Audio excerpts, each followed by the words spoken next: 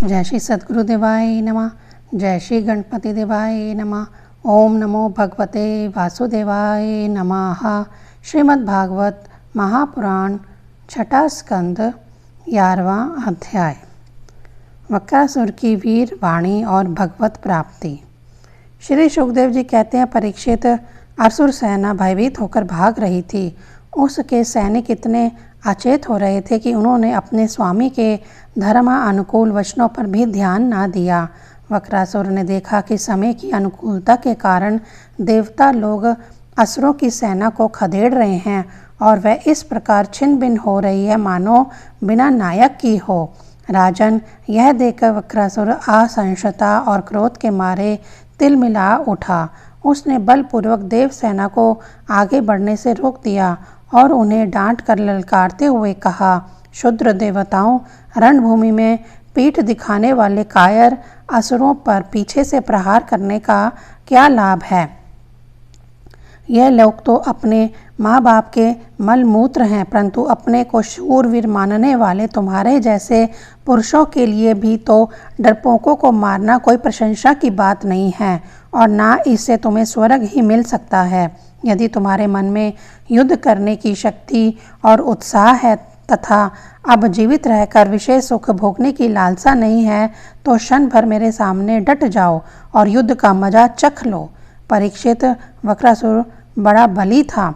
वह अपने deal doll से ही शत्रु देवताओं को भयभीत करने लगा। उसने क्रोध में भरकर इतने जोर का सही नाद किया कि बहुत से लोग तो उसे सुनकर ही अचेत हो गए।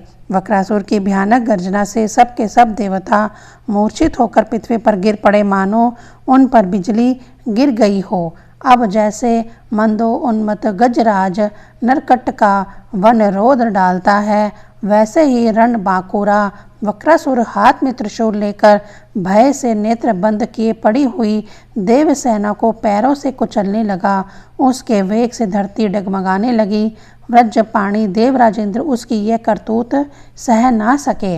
जब वह उनकी ओर झपटा तब उन्होंने और भी चढ़कर अपने शत्रु पर एक बहुत बड़ी गदा चलाई। अभी वह असहाय गदा वक्रासुर के पास पहुंची भी ना थी कि उसने खेल ही खेल में बाएं हाथ से उसे पकड़ लिया। राजन, परम पराक्रमी वक्रासुर ने क्रोध में आग बबूला होकर उसी गदा से इंद्र के वाहन ऐरावत के सिर पर बड़े जोर से गरजते हुए प्रहार किया। उसके इस कार्य की सभी लोगों ने बड़ी प्रशंसा करने लगे। वक्रासुर की गदा के आघात से ऐरावत हाथी व्रज आहत पर्वत के समान तिलमिला उठा। सिर फट जाने से वह अत्यंत व्याकुल हो गया और खून उगलता हुआ इंद्र को लिए हुए ही 28 हाथ पीछे हट गया। देवराज इंद्र अपने वाहन ऐरावत के मूर्छित हो जाने से स्वयं भी विषादग्रस्त हो गए। यह देखकर युद्ध भूमि के मर्मज्ञ वक्रासुर ने उनके ऊपर फिर से गदा नहीं चलाई। तब तक इंद्र ने अपने अमृतस्रावी हाथ के स्पर्श से घायल ऐरावत की व्यथा मिटा दी और वे फिर रणभूमि में आ डटे। परीक्षित, जब वक्रासुर ने देखा कि मेरे भाई विश्वरूप का वध करने वाला शत्रु इंद्र युद्ध के लिए हाथ में वज्र लेकर फिर सामने आ गया है, तब उसे उनके उस क्रूर कर्म पाप का स्मरण हो आया और वह शोक और मोहों से युक्त हंसता हुआ उनसे कहने लगा। वक्रासुर बोला, आज मेरे लिए बड़े सौभाग्य का दिन है कि तुम्हारे जैसा शत्रु, जिसने विश्वरूप के रूप में ब्राह्मण अपने गुरु एवं मेरे भाई की हत्या की है, मेरे सामने खड़ा है। अरे दुष्ट, अब शीघ्र से शीघ्र मैं तेरे पत्थर के समान कठोर हृदय को अपने शूल से वदीर्ण करके भाई से उऋण होऊंगा। आह, यह मेरे लिए कैसा आनंद की बात होगी। इंद्र, तूने मेरे आत्मविकता और निष्पाप बड़े भाई के, जो ब्राह्मण होने के साथ ही यज्ञ में दीक्षित और तुम्हारा गुरु था, विश्वास दिलाकर तलवार से तीनों सिर उतार लिए। ठीक वैसे ही जैसे स्वर्गकामी निर्दय मनुष्य यज्ञ में पशु का सिर काट डालता है। दया, लज्जा, लक्ष्मी और कीर्ति तुझे छोड़ चुकी है। तूने ऐसे ऐसे नीच कर्म किए हैं जिनकी निंदा मनुष्यों की तो बात ही क्या, राक्षस तक करते हैं। आज मेरे त्रिशूल से तेरा शरीर टूक टूक हो जाएगा। बड़े कष्ट से तेरी मृत्यु होगी।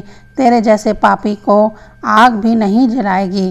तुझे तो गीध नोच नोच कर खाएंगे। ये अज्ञानी देवता तेरे जैसे नीच और क्रूर के अनुयायी बनकर मुझ पर शस्त्रों से प्रहार कर रहे हैं। मैं अपने तीखे त्रिशूल से उसकी गर्दन काट डालूंगा और उनके द्वारा गणों के सहित भैरव आदि भूतनाथों की बलि चढ़ाऊंगा।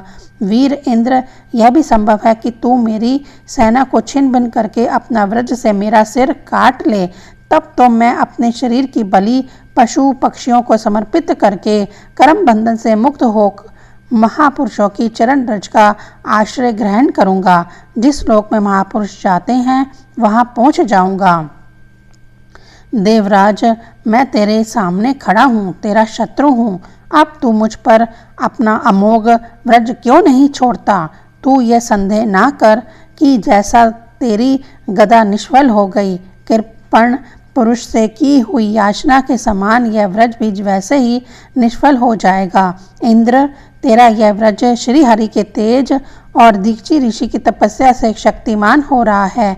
विष्णु भगवान ने मुझे मारने के लिए तुझे आज्ञा भी दी है, इसलिए अब तू उसी व्रज से मुझे मार डाल, क्योंकि जिस पक्ष में भगवान श्री हरि हैं उधर ही विजय, लक्ष्मी और सारे गुण निवास करते हैं। देवराज, भगवान संकर्षण के आज्ञा अनुसार मैं अपने मन को उनके चरण कमलों में लीन कर दूंगा। तेरे व्रज का वेग मुझे नहीं, मेरे विषय भोग रूप फंदे को काट डालेगा और मैं शरीर त्याग कर मुनि जनोचित गति को प्राप्त करूंगा। जो पुरुष भगवान से अनन्य प्रेम करते हैं, उनके निज जन हैं, उन्हें वे स्वर्ग, पृथ्वी अथवा रसातल की संपत्तियां नहीं देते, क्योंकि उनसे परमा आनंद की उपलब्धि तो होती ही नहीं, उल्टे द्वेष, उद्वेग, अभिमान, मानसिक पीड़ा, कलह, दुख और परिश्रम ही हाथ लगते हैं। इंद्र, हमारे स्वामी अपने भक्त के अर्थ का धर्म एवं काम संबंधी प्रयास को व्यर्थ कर दिया करते हैं, और सच पूछो तो इसी से भगवान की कृपा का अनुमान होता है, क्योंकि उनका ऐसा कृपा प्रसाद अकंचन भक्तों के लिए अनुभव गम्य है, दूसरों के लिए तो अत्यंत दुर्लभ ही है। भगवान को प्रत्यक्ष अनुभव करते हुए वक्रासुर ने प्रार्थना की, प्रभु, आप मुझ पर ऐसी कृपा कीजिए कि अनन्य भाव से आपके चरण कमलों के आश्रित सेवकों की सेवा करने का अवसर मुझे अगले जन्म में भी प्राप्त हो। प्राण वल्लभ, मेरा मन आपके मंगलमय गुणों का स्मरण करता रहे, मेरी वाणी उन्हीं का गान करे और शरीर आपकी सेवा में संलग्न रहे। सर्व सौभाग्य निधे, मैं आपको छोड़कर स्वर्ग, ब्रह्मलोक, भूमंडल का साम्राज्य, रसातल का एक छत्र राज्य, योग की सिद्धियां, यहाँ तक कि मोक्ष भी नहीं चाहता। जैसे पक्षियों के पंखहीन बच्चे अपनी माँ की बाट जोड़ते हैं, वह जैसे भूखे बछड़े अपनी माँ का दूध पीने के लिए आतुर रहते हैं, और जैसे वियोगिनी पत्नी अपने प्रवासी प्रीतम से मिलने के लिए उत्कंठ रहती है, वैसे ही कमल नयन मेरा मन आपके दर्शन के लिए छटपटा रहा है। प्रभु, मैं मुक्ति नहीं चाहता, मेरे कर्मों के फल स्वरूप मुझे बार बार जन्म मृत्यु के चक्कर में भटकना पड़े, इसकी परवाह नहीं, परंतु मैं जहाँ जहाँ जाऊँ, जिस जिस योनि में जन्मूँ, वहाँ वहाँ भगवान के प्यारे भक्तजनों से मेरी प्रेम मैत्री बनी रहे। स्वामिन, मैं केवल यही चाहता हूँ कि जो लोग आपकी माया से देह घे और स्त्री पुत्र आदि में आसक्त हो रहे हैं, उनके साथ मेरा कभी किसी प्रकार का भी संबंध ना हो। 11वां अध्याय संपूर्ण। ओम नमो भगवते वासुदेवाय नमः।